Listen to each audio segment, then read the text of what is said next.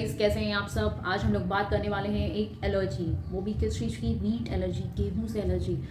अगर आपको wheat allergy की प्रॉब्लम है, आपको ऐसे सिम्टम्स आ रहे हैं लाइक स्किन में रैशेज हो जा रहे हैं, स्किन में चकत्ते पड़ जा रहे हैं, आपको सांस लेने में दिक्कत हो जाती है अगर आप उसको इंजेस्ट कर लेते हैं या उसके कॉन्टैक्ट में आ जाते हैं, आपको ब्रेथलेसनेस होने लगता है, जॉइंट्स में आपको पेन होने लगता है, स्टोमक पेन होने लगता है। तो ये जो भी सिम्टम्स है वीट एलर्जी की, जो भी ऐसे सिम्टम्स आपको मिल रही है, अगर वीट एलर्जी आपको है तो आज ये टॉपिक पे आज हम लोग स्पेशली बात करने वाले हैं और इसके बारे में कुछ होम्योपैथिक मेडिसिन बताने वाले हैं। अगर आपको नॉलेज पर्पज भी जानना है कि वीट एलर्जी होती क्या है, इससे कैसे बचा जा सकता है, आज ये वीडियोस में ये सभी टॉपिक हम लोग कवर करने वाले हैं। सो लेट्स स्टार्ट कि वीट एलर्जी होती क्या है। वीट एलर्जी बहुत ही कॉमन तो नहीं है लेकिन रेयर भी नहीं है। ऑलमोस्ट 5 से 6 लोग आप देख सकते हैं कि ये मेंबर्स को बच्चों में या बड़ों में वीट एलर्जी पाई जाती है। एलर्जी को हम ग्लूटेन एलर्जी भी कभी कभी कहते हैं या फूड एलर्जी कहते हैं। ये वीट एलर्जी जो है फूड एलर्जी की एक टाइप है। वीट एलर्जी क्या है?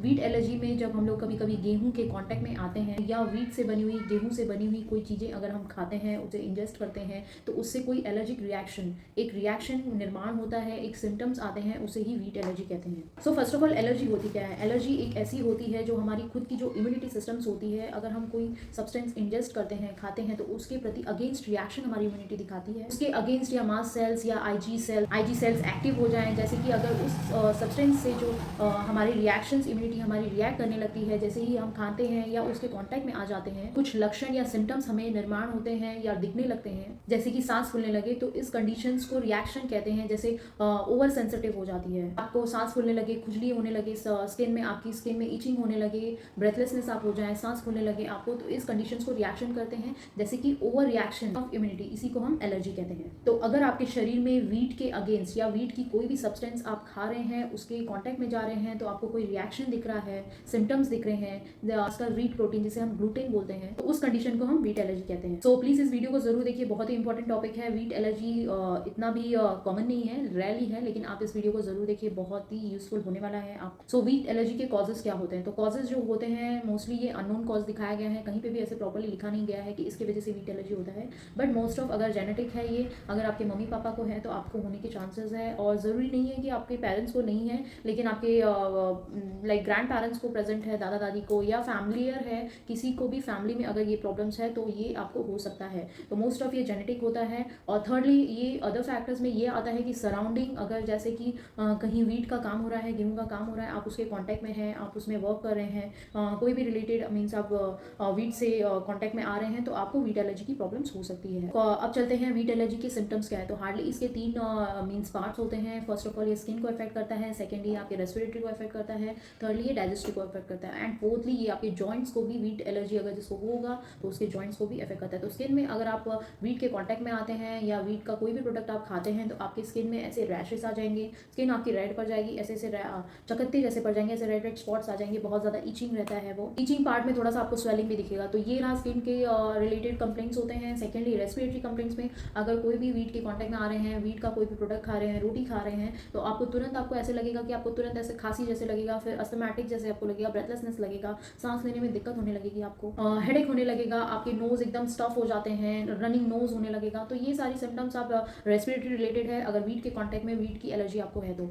थर्डली हम देखेंगे कि डाइजेस्टिव में क्या सिम्टम्स हैं। अगर आप वीट का कोई भी प्रोडक्ट अगर आप खा रहे हैं तो उससे आपको एलर्जी हो सकती है, जैसे स्टोमक पेन हो जाएगा, आपको डायरिया जैसे सिम्टम्स होने लगेगी, लूज मोशन जैसे सिम्टम्स होने लगेगी, नॉजिया एंड वॉमिटिंग आपको लगने लगेगा, इंडाइजेशन की प्रॉब्लम स्टार्ट हो जाएगी, क्रैम्पिंग होने लगेगा, पेट में मरोड़ टाइप पेन स्टार्ट होने लगेगा आपको। ये सारी प्रॉब्लम्स है, ये सारी सिम्टम्स है जो रिलेटेड वीट एलर्जी से है। लास्टली वीट एलर्जी की मेन सिम्टम्स ये भी है कि आपके जॉइंट्स में पेन होने लगेगा, जॉइंट्स में ऐसे क्रैम्प्स आने लगेंगे, एकदम अकड़न टाइप पेन होने लगेगा जॉइंट्स में। तो ये सिम्टम्स है आपकी वीट एलर्जी में। अब चलते हैं कि इसकी कौन सी मेडिसिन होम्योपैथिक में जो बेस्ट रिएक्ट करती है, जो मेडिसिन आपको लेने से आपकी जो वीट एलर्जी की प्रॉब्लम्स है वो धीरे धीरे फुल्ली एंड हो जाने वाली है, फुल्ली खत्म हो जाने वाली है। पहली मेडिसिन है डॉक्टर रैक्वेज की। डॉक्टर रैक्वेज की 83 नंबर ड्रॉप आती है, वो एलर्जिक रिएक्शंस के लिए बहुत अच्छी मेडिसिन है। हालांकि ये मेडिसिन कोई भी फूड एलर्जी में आप दे सकते हैं, स्किन की कोई भी एलर्जी में आप ये मेडिसिन दे सकते हैं, बहुत अच्छी मेडिसिन है। तो बच्चों को वीट एलर्जी या ग्लूटेन एलर्जी की प्रॉब्लम बहुत ज़्यादा रहती है, तो उनके लिए ये जो डॉक्टर रैक्वेज की पेटेंट मेडिसिन है R83 ड्रॉप्स होती है, बहुत इफेक्टिव मेडिसिन है,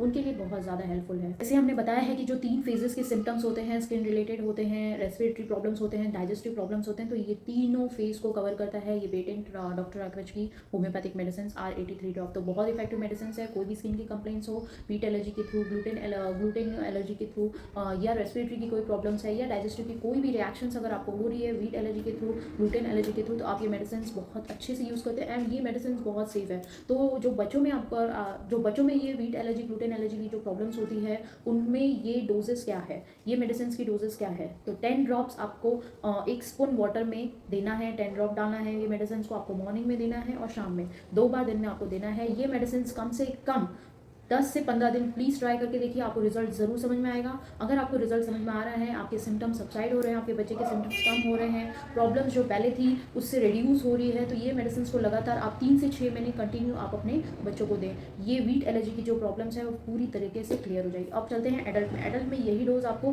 15 ड्रॉप देना है 1 स्पून वाटर में, दिन में 2 बार देना है। तो ऐसे ही ये मेडिसिन को कुछ हफ्ते आप कंटिन्यू करके देखिए, आपको बहुत अच्छा रिजल्ट मिलेगा एंड ये मेडिसिन बहुत सेफ है।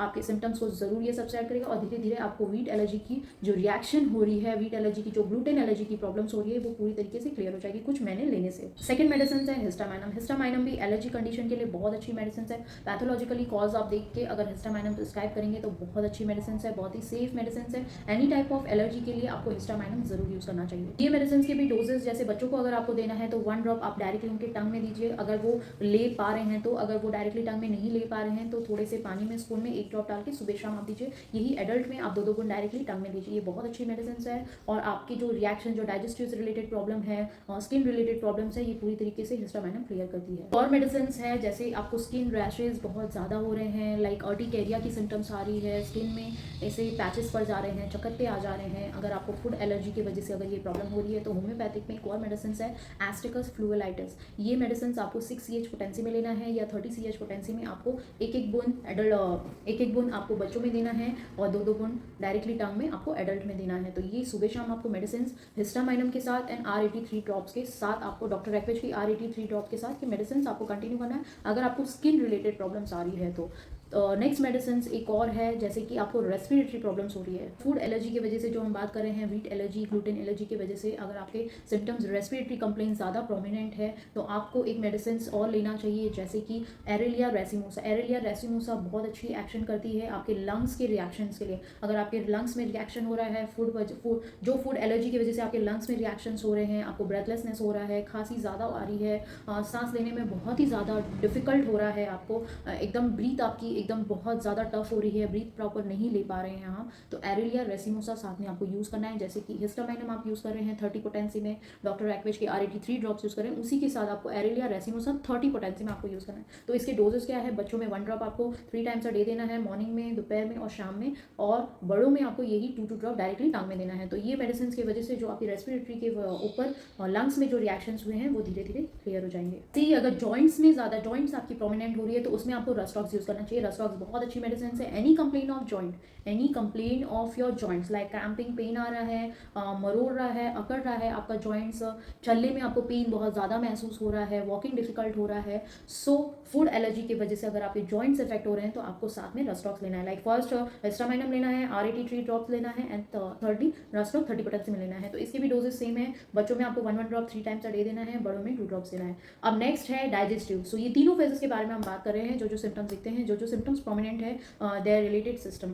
सो नेक्स्ट मेडिसिन है पोडोफाइलम। अगर आपकी वीट एलर्जी की वजह से, ग्लूटेन एलर्जी की वजह से अगर वीट प्रोडक्ट आप खा रहे हैं, आपका स्टोमक डाइजेस्टिव कंप्लेन बहुत ज़्यादा हो रहा है, अदर देन रिलेटेड आपको अस्थमैटिक का प्रॉब्लम नहीं है, रेस्पिरेटरी कोई प्रॉब्लम नहीं है, स्किन प्रॉब्लम्स कोई नहीं है, जॉइंट्स रिलेटेड कोई प्रॉब्लम नहीं, only your digestive system is affecting, so उसमें पोडोफाइलम आपको 30 पोटेंसी में यूज़ करना है। जैसे आपको लूज मोशन हो रहा है, बहुत ज़्यादा पेट में मरोड़ रहा है, क्रैम्प्स आ रहे हैं, पेन बहुत ज़्यादा बढ़ रहा है खाने के बाद, नोजिया हो रहा है, वॉमिटिंग हो रहा है, इंडाइजेशन की प्रॉब्लम्स हो रही है बहुत ज़्यादा हद तक, तो आपको पोडोफाइलम 30 पोटेंसी में यूज़ करना है।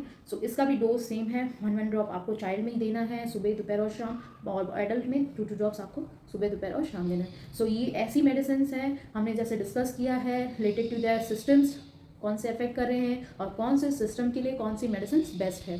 सो ये मेडिसिन आप ज़रूर ट्राई करें, बहुत अच्छी मेडिसिन है। आपको किसी प्रकार की फूड एलर्जी की वजह से कोई भी सिम्टम्स आ रही है, कोई भी सिस्टम आपके अफेक्ट हो रहे हैं, तो उस रिलेटेड आप ये मेडिसिन ज़रूर ट्राई करें। बहुत अच्छी मेडिसिन है एंड 100% आपकी जो एलर्जी की प्रॉब्लम है वो बिल्कुल क्लियर होने वाली है। So thank you guys and please इस वीडियो को ज़रूर वॉच करें एंड इस वीडियो को जितना हो सके उतना आप शेयर करें। Thank you so much.